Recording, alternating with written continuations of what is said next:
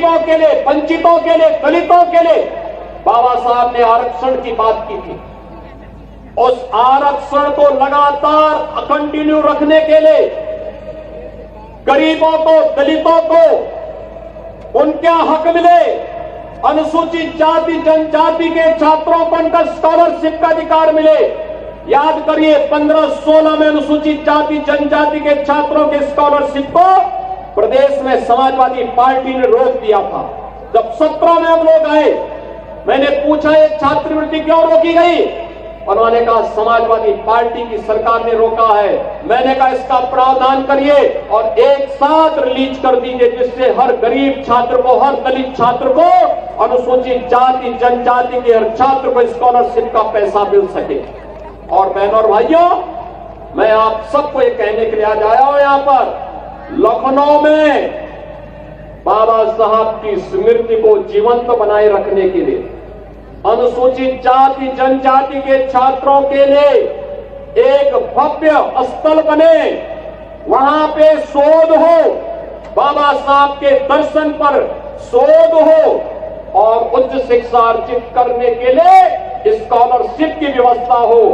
Doctor Bhimrao Ambedkar महासभा के साथ मिलकर के हम लोग एक भव्य स्मारक बनाने का काम लखनऊ में कर रहे हैं। और आज मैं यही कहने के लिए आपको भी आया हूं, लखनऊ में बुद्ध विहार में भी एक भव्य स्मारक बनाने का काम हमारी सरकार यहां पे भी करने वाली है। आगरा में भी हम लोग करेंगे।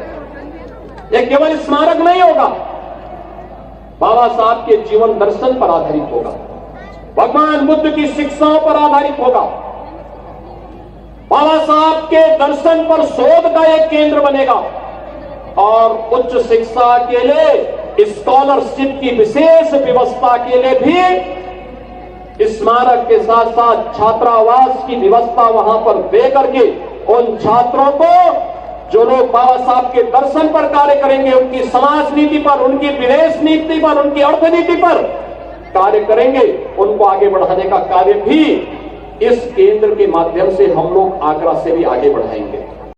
उत्तर प्रदेश में डबल इंजन की है सरकार। प्रधानमंत्री मोदी जी की गारंटी के अंतर्गत हमने लखनऊ में कल ही घोषणा की है, जीरो पॉवर्टी के लक्ष्य को प्राप्त करने के लिए, हर गरीब के जीवन को उन्नत बनाने के लिए हम लोग एक अभियान को आगे बढ़ा रहे हैं। और मैंने इस बात को कहा है कि जीरो पॉवर्टी का हमारा ये मिशन बाबा साहब के प्रति समर्पित होगा, बाबा साहब के नाम पर जाना जाएगा। इसके तहत उस हर गरीब को, जिस गरीब के पास जमीन नहीं होगा, जमीन का पट्टा देने का काम, जिसके पास मकान नहीं होगा, मकान देने का काम, जिस गरीब के पास राशन कार्ड नहीं होगा, राशन देने का काम, जिसके पास आयुष्मान का कार्ड नहीं होगा, आयुष्मान का कार्ड, जिसके पास पेंशन की सुविधा नहीं, उसको पेंशन देने का काम, जिसके पास रोजगार नहीं होगा, उसको नौकरी या रोजगार देने का काम, जिसके पास जो सुविधा नहीं होगी, उसको सुविधा देने का काम जीरो पॉवर्टी के अंतर्गत सरकार करने जा रही है। और ये सभी कार्य बाबा साहब के नाम पर होंगे, बाबा साहब को समर्पित होंगे। लाखों लोग इससे प्रेरित होंगे। एक भारत है 80 करोड़ लोगों को फ्री में राशन की सुविधा का लाभ दे रहा है, और दूसरी तरफ पाकिस्तान है, 1 जून रोटी के लिए लोग तरस रहे हैं। पाकिस्तान के हालात क्या हैं, किसी से छुपा हुआ नहीं है।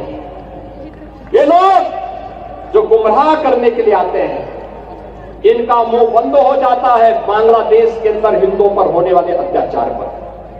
याद करिए बांग्लादेश के अंदर वो हिंदू कौन है?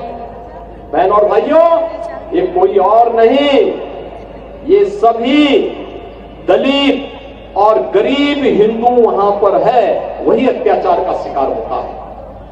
जब प्रधानमंत्री मोदी जी ने और गृह मंत्री अमित शाह जी ने उन दलित हिंदुओं को जो भारत आ चुके थे, पाकिस्तान से, बांग्लादेश से, अफगानिस्तान से, चाहे वह दलित हिंदू रहा हो, बौद्ध रहा हो, सिख रहा हो, उसको जब भारत की नागरिकता देने के लिए सिटीजनशिप अमेंडमेंट एक्ट लाए थे, यही कांग्रेस, यही समाजवादी पार्टी यहां पर देश के अंदर कितना हिंसक आंदोलन की थी। मैं कहता हूं, क्या दलितों को उसका अधिकार नहीं मिलना चाहिए? क्या गरीबों को इसका अधिकार नहीं मिलना चाहिए? लेकिन इन्होंने बाधा डालने का काम किया। इन्होंने उस समय आंदोलन के हिंसा की, व्यापारिक प्रतिष्ठानों को जलाने का काम किया। महीनों महीनों इन्होंने व्यवस्था को तोड़ने का, उसको बिगाड़ने का काम किया था। लेकिन तब भी हम आभारी हैं प्रधानमंत्री मोदी जी के, उनके दृढ़ इच्छा शक्ति के कारण आज बांग्लादेश और पाकिस्तान से निकाले गए उन गरीब और वंचित हिंदुओं को आज भारत की नागरिकता देने का काम सिटीजनशिप अमेंडमेंट एक्ट के माध्यम से हो पा रहा है। आपने बांग्लादेश के अंदर हुए अत्याचार को देखा होगा। कांग्रेस मौन, समाजवादी पार्टी मौन, टीएमसी मौन, आरजेडी मौन, अन्य दल मौन। केवल भारतीय जनता पार्टी ने कहा था कि बांग्लादेश के हिंदुओं पे अत्याचार नहीं होना चाहिए। ये बांग्लादेश में हिंदू कौन है? बहन और भाइयों, ये सभी दलित हिंदू है, दलित हिंदू है। ये वहां पर रह गए हैं, लगातार उनकी संख्या कम हो रही है। लेकिन चूंकि वह पीड़ित हिंदू इनका वोट बैंक नहीं है, इसलिए उसके पक्ष में लोग आवाज नहीं उठाएंगे, उसके लिए नहीं बोलेंगे। आप पिछले एक सप्ताह से देख रहे होंगे, पिछले एक सप्ताह से आप पश्चिमी बंगाल के अंदर का नजारा देख रहे होंगे। पश्चिमी बंगाल के अंदर कैसे गरीबों को, दलित हिंदुओं को कैसे दंगों का शिकार बनाया जा रहा है। समाजवादी पार्टी मौन है, कांग्रेस मौन है और ममता दीदी को ये दंगाई शांति दूत दिखाई दे रहे हैं। बहनों और भाइयों, ये शांति दूत नहीं, ये दंगाई है और दंगाइयों का जवाब तो केवल डंडा हो सकता है। उनके लिए अपील काम नहीं करेगी और उन दंगाइयों से सख्ती से निपटने का काम वहां पे किए जाने की आवश्यकता है, सख्ती से करने की आवश्यकता है। बहनों और भाइयों, मैं आज आपसे यही कहने के लिए आया हूं आगरा में कि बाबा साहब का मिशन हर दलित, हर वंचित, हर गरीब को न्याय देने का रहा है। अन्याय चाहे वह बांग्लादेश के अंदर हो या पाकिस्तान के अंदर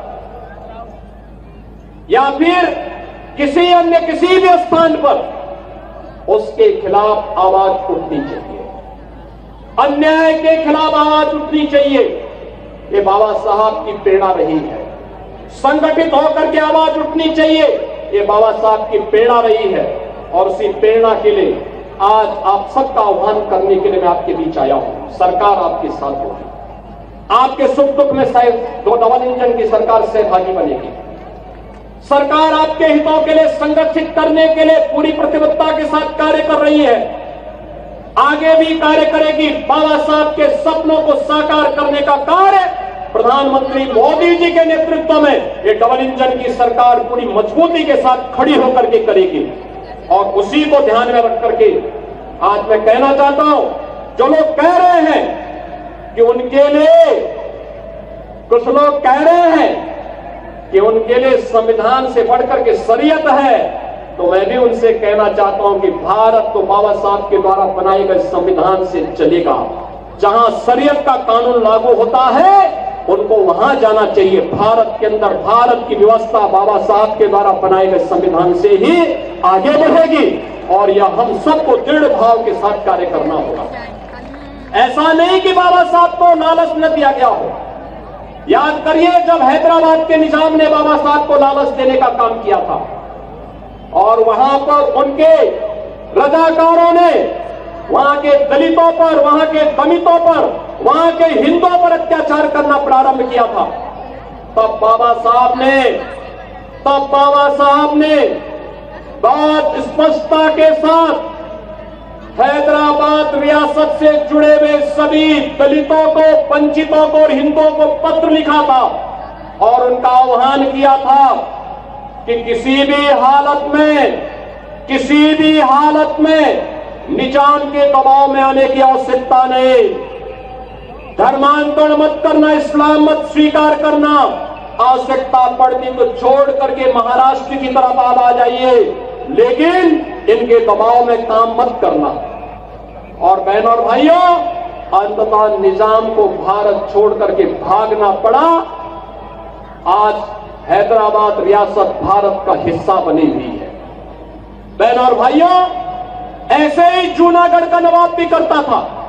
आज जूनागढ़ के नवाब को भी भारत छोड़ करके भागना पड़ा था।